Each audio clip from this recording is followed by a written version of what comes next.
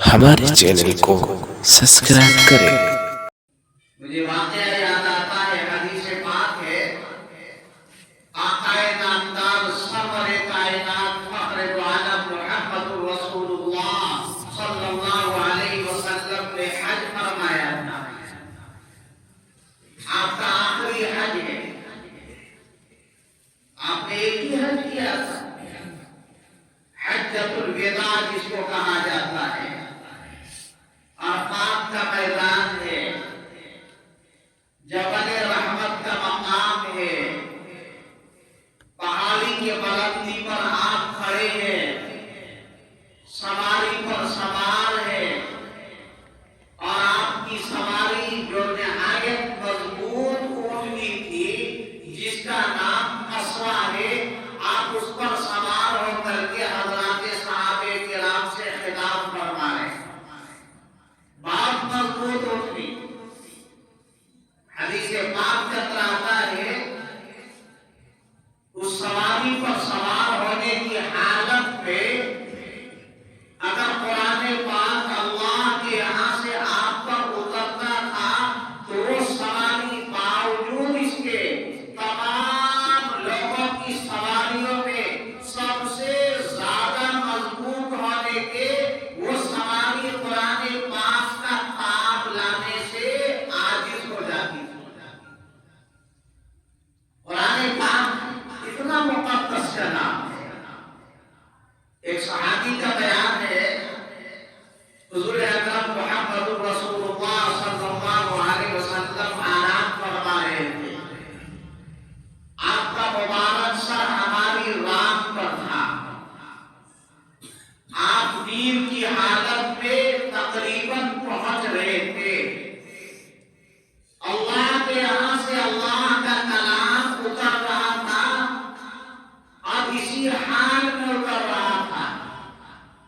وہ صحابی بیان فرماتے ہیں، اللہ کے کلام کا بار اور عظمت کا یہ عالم ہے، معلوم ہو رہا تھا کہ ہماری ران پھٹ کر کے ریزہ ریزہ ہو جائے گی۔ یہ قرآن پاک کی برکت ہے۔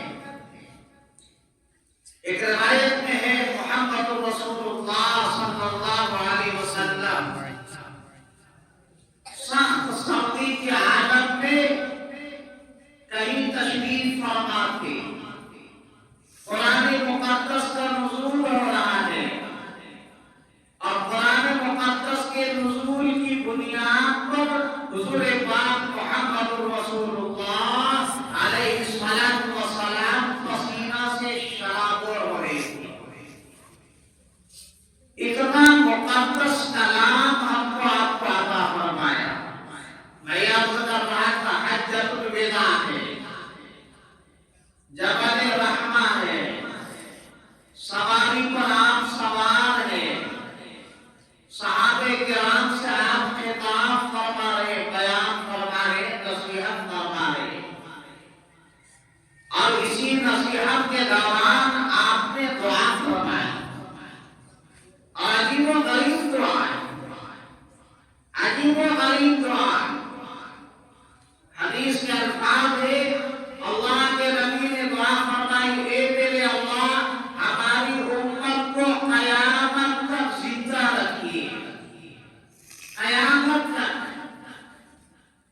اسی دعا کی بنیاد پر ہمیں یقین ہے، ہمیں اذعان ہے، تمام باطل منصوبے ایک جانب، چونکہ اللہ کے نبی کی مبارک دعا ہمارے سروں پر ہے، قریب انشاءاللہ یہ امت قیامت تک رہے گی اور قرآن کے نظام کے ساتھ رہے گی۔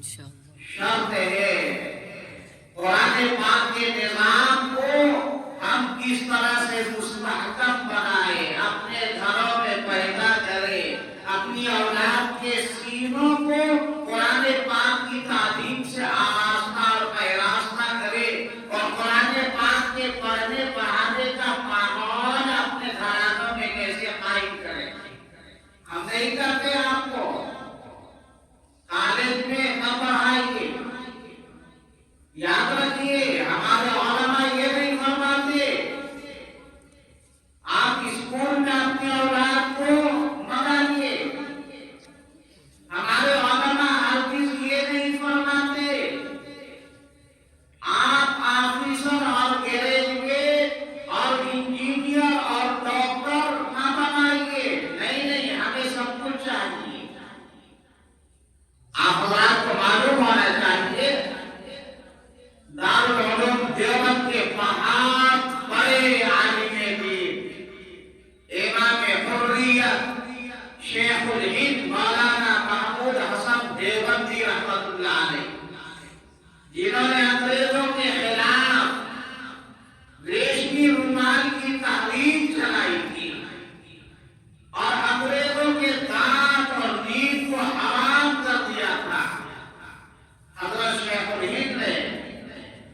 دہلی کے اندر جس یونیورسٹی کا قیام فرمایا اور بنیاد رکھی وہ جامعہ ملیہ اسلامیہ ہے. آپ اللہ کو اس کا علم ہوگا. ہمارے علماء فرماتے ہمیں سب کچھ چاہیے لیکن کم از کم قرآن پاک کی تعلیم کے ساتھ آپ آگے بڑھائیے. قرآن پاک کی تعلیم سے اپنی اولاد کو اتنا پہراون بنا دیجیے. قرآن پاک کی تعلیم سے اپنی اولاد کو اتنا روشناس کرا دیجیے. ہماری اولاد ہزار گندگیوں میں جائے تو وہ گندی ہو کر کے ہمارا گھر واپس آئے. ہم یہ کرتے ہیں. یہ جو مکتب بن رہا ہے اور جو یہ مدرسہ چل رہا ہے اور جس مدرسے کے لیے ہم اور آپ فکر مند بن کر کے آپ بیٹھے ہیں، ہمارا آپ کا مقصد صرف ایک ہے. یہاں سے اٹھنے والی آواز کا صرف ایک مقصد ہے. قرآن کا پیغام ہر کچے پکے گھر پہ اس مضبوطی کے ساتھ پہنچ جائے. اس کا گھرانہ ہزار گندگیوں کے درمیان آباد رہے لیکن وہ گھرانہ اسلام کی پاکیزہ تعلیمات پر گامزن رہے. کون کرے گا یہ؟ کس تعلیم کے اندر یہ خوبی اور کرامت اور بشارت اور اللہ تبارک و تعالیٰ نے فضیلت رکھی ہے؟ صرف اور صرف دین کی تعلیم ہے. کیا قرآن کی تعلیم سے اللہ کا خوف پیدا ہوتا ہے. قرآن کی تعلیم سے اللہ کا ڈر پیدا ہوتا ہے. قرآن پاک کو جتنے بھی مٹانے والے آئے سب مٹ گئے. اللہ تبارک و تعالیٰ نے قرآن کو آباد اور شاداب رکھا ہے تو قرآن پاک کے نظام کو بھی آباد رکھا ہے اور قرآن پاک کے نظام کو مضبوط کرنے والوں کو بھی آباد رکھا ہے. یاد رکھیے ایک زمانہ تھا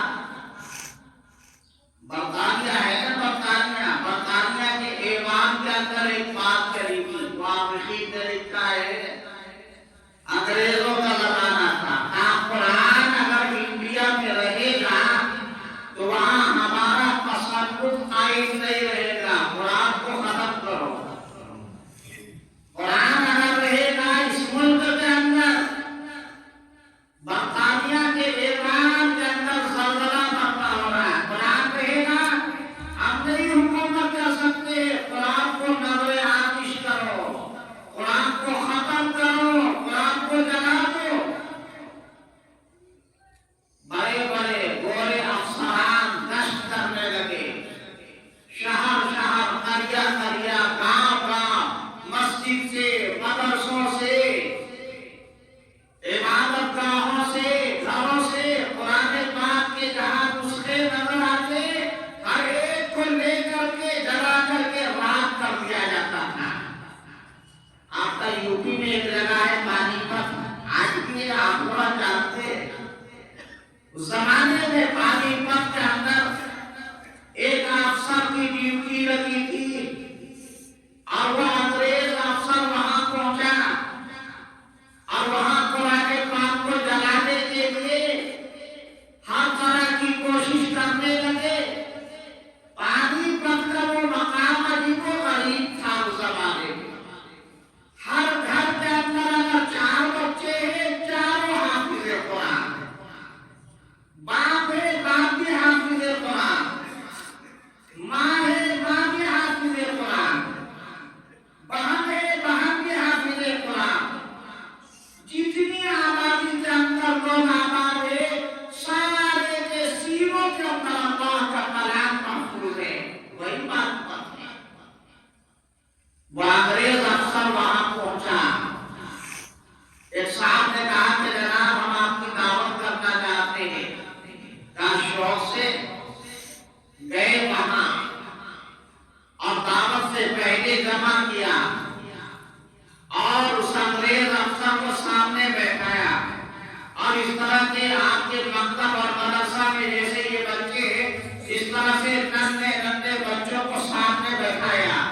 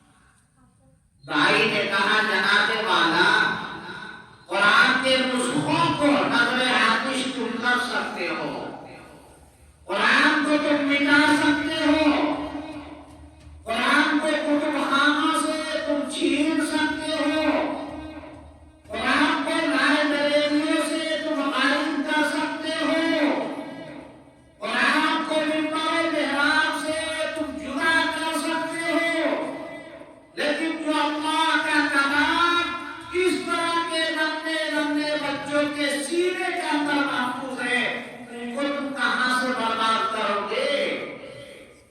اللہ تبارک و تعالیٰ کا وعدہ ہے، ہم نے قرآن کو اتارا ہے، ہم قرآن کی حفاظت کرنے والے ہیں، ہم ہی کریں گے۔ میرے بھائیوں، آپ حضرات کی فکر مندی دیکھ کر کے مجھے بے حد خوشی کا احساس ہوا۔ اسی قرآن کو عام کرنے کے لیے اور اسی قرآن کی تعلیم سے آپ کے صرف ایک محلہ نہیں بلکہ پورے علاقے کو روشناس کرانے کے لیے بے سر و سامانی کے عالم میں آپ حضرات نے اتنا بڑا پروگرام، تعلیمی پروگرام، مدرسے کا پروگرام آپ حضرات نے شروع کر دیا، جو تقریباً ڈھلائی لیول تک آپ کی تعمیر کا مرحلہ پہنچ چکا ہے۔ آگے بڑھائیے اور جو آگے بڑھائیے، آپ کا ایک ایک پیسہ یہاں کل میدان حشر میں یعنی اللہ کا کلام کھڑا ہو کر کے آپ کے لیے ضامن بنے گا، آپ کے لیے نجات کا سبب بنے گا۔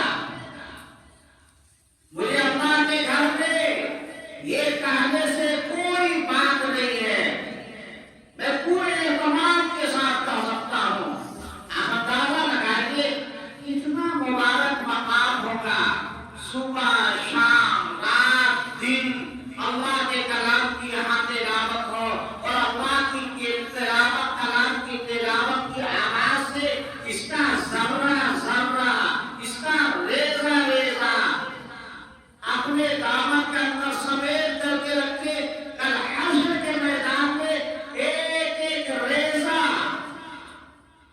تعاون کرنے والوں کے لیے، ہاتھ بڑھانے والوں کے لیے، قدم بڑھانے والوں کے لیے، محبت کی نگاہ ڈالنے والوں کے لیے، اس کے بارے میں محبت کی بول بولنے والوں کے لیے، اس کے بارے میں نیک اور بہتر دل و دماغ کے اندر خیال رکھنے والوں کے لیے، خدا کی قسم یہی ذرہ آپ کے لیے نجات کا ذریعہ بن جائے گا، ہمارے لیے آپ کے لیے ہدایت کا سبب بن جائے گا۔ بہت پیسے آتے ہیں، بہت پیسے چلے جاتے ہیں، قیمتی پیسہ، قیمتی خزانہ، قیمتی سرمایہ وہ ہے جو آپ کے لیے دنیا اور آخرت میں نجات کا ضامن بن کر کے کھڑا ہو جائے۔ اللہ حضرات کو بے حد قبول فرمائے۔ حضور پاک سرور کائنات محمد رسول اللہ صلی اللہ علیہ وسلم نے ارشاد فرمایا ہے، ترکت